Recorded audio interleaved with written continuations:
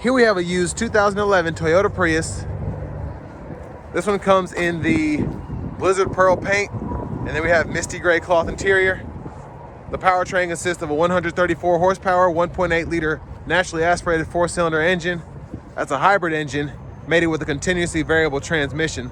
A little over 120,000 miles on this one. To the front end there, seems to be in pretty good shape. Not a lot of road rash there. But down here, we do get the wheel covers on this one. These are going to be 15-inch. Those wheels are steel. And then over here to the door panel, one-touch up and down windows on all 4 doors, which is great. Power door lock controls, rear window lock there. Power mirror controls, hood release, push pedal, parking brake. And you do get a manual tilt telescoping steering wheel. But here's a 6-way manual driver's seat. And actually I like the way the cloth feels, how it looks, how it's held up over the past 13, 14 years. That's pretty impressive. But I also want to give a big thank you to John Roberts Toyota for allowing me to review this Prius today. I'll leave a link below in the description. And if you're looking to find the best price on one of these closer to home, click on that second link down below. It takes just a minute to fill out your info. I'll make sure the local dealers are fighting to get you the best price on whatever used vehicle you might be interested in. Well, let's check out this leg room. I have the seat up front adjusted for someone of my size, being 6'3" with longer legs. And the space is great in these. Seat back pocket on both sides. And there's a view of the front. The reason the space is so good is because hip space, leg space, all of that was made very nicely, and it's very minimal by the steering wheel, as you can see. So it just makes it so I can scoot the seat up that much further and then still have space in the footwell there. So one of the many reasons that these cars are just so popular is they're just the ultimate practical vehicle, in my opinion. Let's make our way to the back. So you can use the child locks here, lock, unlock. Just use the wind noise, I apologize. It's a gas cap release. There's that there. Of course, you can expect to get almost 50 miles per gallon with these. It's crazy. Now there's a look at the back end.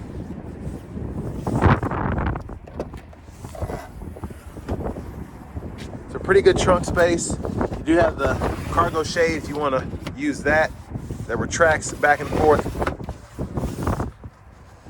And underneath here, that's locked. Unlock there. Unlock there. You have a little storage area here.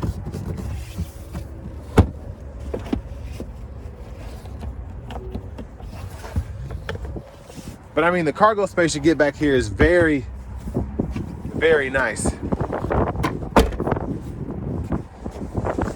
There's a look underneath the car. There's the exhaust.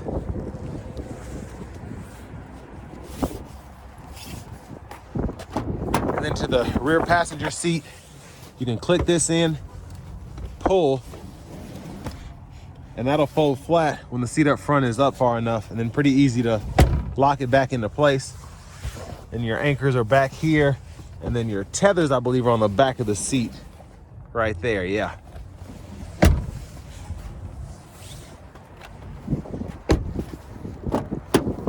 And then to our front passenger seat, 4-way manual.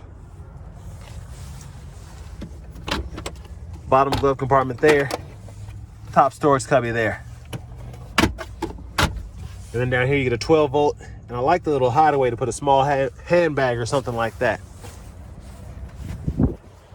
Now what's crazy is I haven't heard this car cut on the entire time it's been sitting here, even though it's in the on position, but the battery was pretty nicely charged up. There's that 1.8 hybrid engine setup. Now what's great is, again, for this to be a 13, 14-year-old car, I'm impressed that the gas engine has not had to kick on the whole time I've been doing this review. So you get a vinyl, kind of hard plastic steering wheel here. Still has held up pretty nicely. Not seeing any noticeable blemishes. There's the horn sound. I'll go up here. You can see in there. So that is where your typical gauge cluster is. You can see how fast you're going, the fuel meter, miles per gallon you're getting, the shifter, and then I can change what's over here on the display if I so choose. So it's pretty neat how you're able to do everything there. There's really a lot for what it is. So you can go in here and actually fool with the settings, clock, language, etc. But to the radio, cut this on or off there. Volume can be adjusted here. CD drive, tune knob, click here, you can adjust your bass and all of that. And then you have FM, aux input, satellite, AM.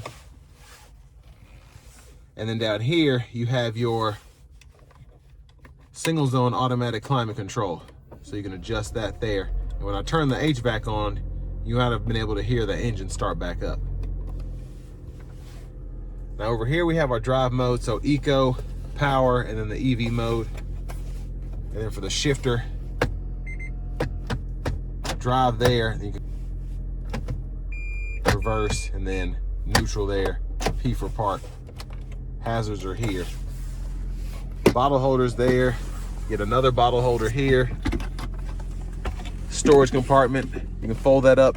The aux inputs down there, as well as a 12 volt.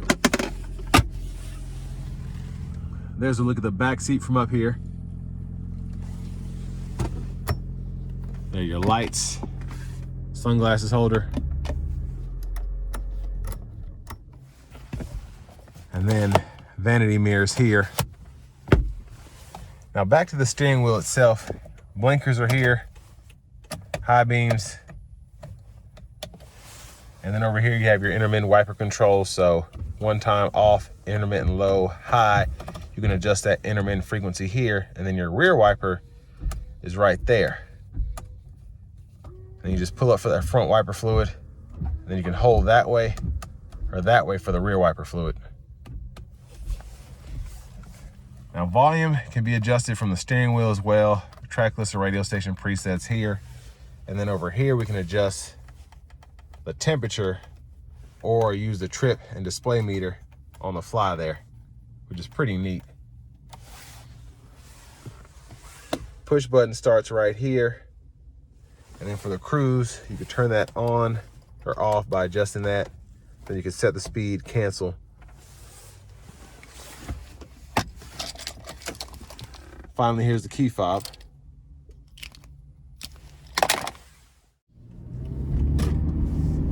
So starting the test drive in this Prius here, even in eco mode, the pickup is relatively decent.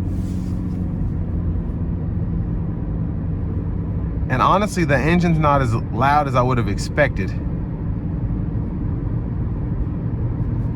But overall, the feel behind the wheel is, the steering is loose, obviously. I shouldn't say obviously, but it's a Prius. It's not meant to be sporty. But knowing that you're getting 50 miles per gallon, a lot of this stuff is just, you could care less. And for typical commuting, especially in the city, this will be more than enough for most people. I prefer a stiffer steering wheel, but again, for the fuel economy that I should be getting with this, I'll be okay.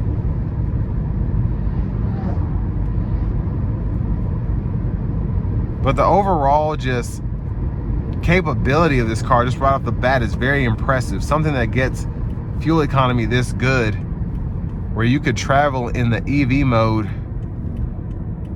for, I want to say, around 10 miles an hour with no issue. And the brake pedal actually feels pretty good. I can feel it kind of go from the standard regen to actually using the friction in the brakes. There's a little bit of a gap there, but driving a hybrid, it wasn't unexpected.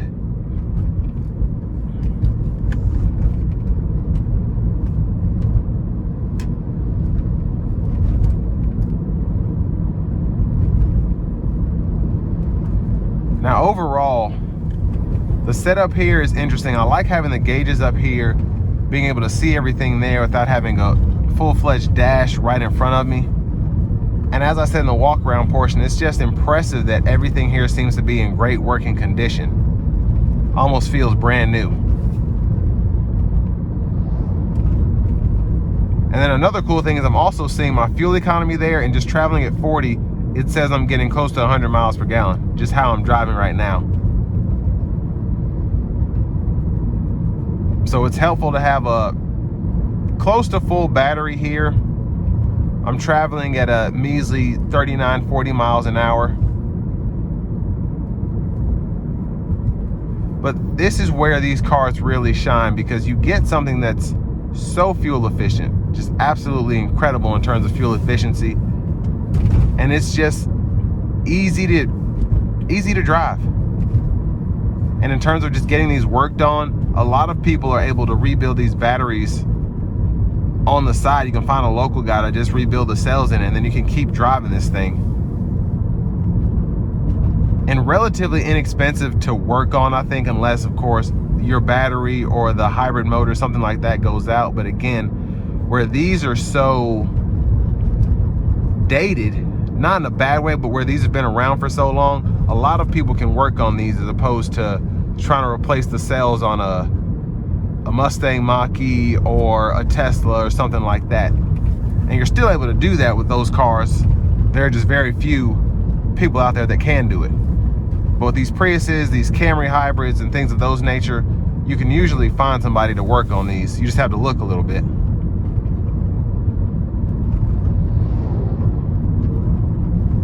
But I mean, the fuel economy is just showing. The thing hasn't gone over 50 or under 50 the entire time I've been driving. Just very impressive.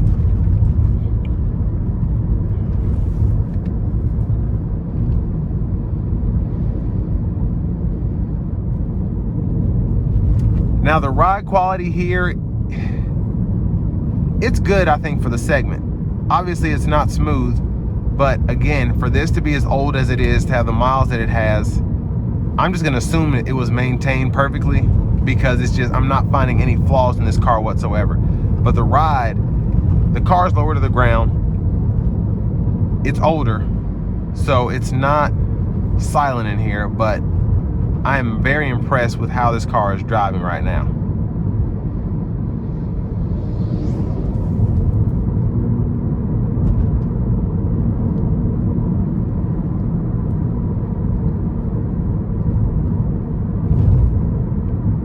And yeah, the road noise is very, very nice as well. It's just a solid thud to it, not overly loud in my opinion. But I'm gonna put it into power mode and see what this thing does getting on the interstate.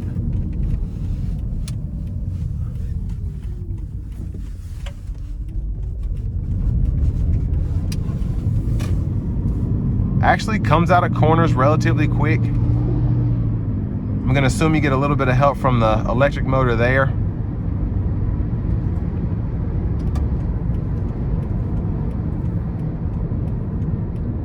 I'm excited to do this just because this has miles on it. It's been broken in, so I really just want to put my foot down and see what it does. Here we go.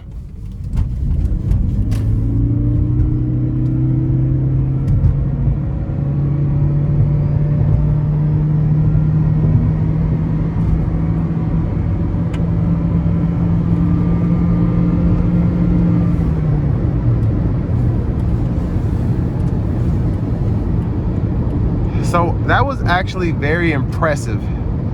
Again, this is a 1.8 liter naturally aspirated 4-cylinder. And the CVT really kept it from screaming at me. But that was just a nice pull there. Again, for something that gets 50 miles per gallon. Certainly won't win you any races, but actually, it might against maybe like a Yaris or something like that, but I was impressed by that. Now I want to give one more thanks to John Roberts Toyota for allowing me to review this Prius today. I'll leave a link below in the description. And if you're looking to find the best price on one of these closer to home, click on that second link down below. It takes just a minute to fill out your information. I'll make sure the local dealers are fighting to get you that best price on whatever used vehicle you may be interested in.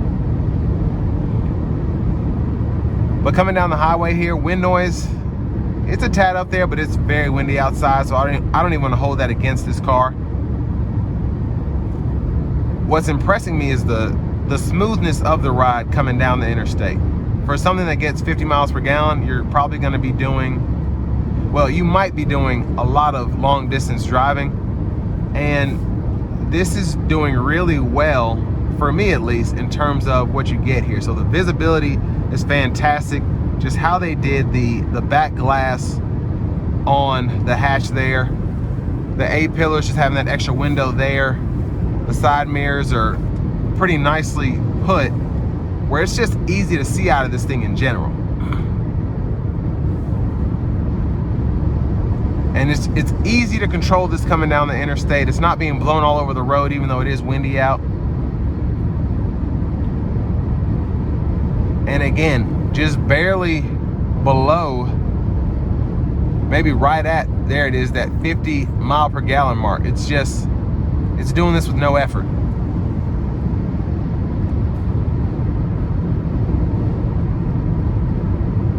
But all in all, I think a great car for the money, especially on the used market. You can find one with this kind of mileage on it. Great shape. Again, this one is at John Roberts Toyota. I low-key want to buy this myself.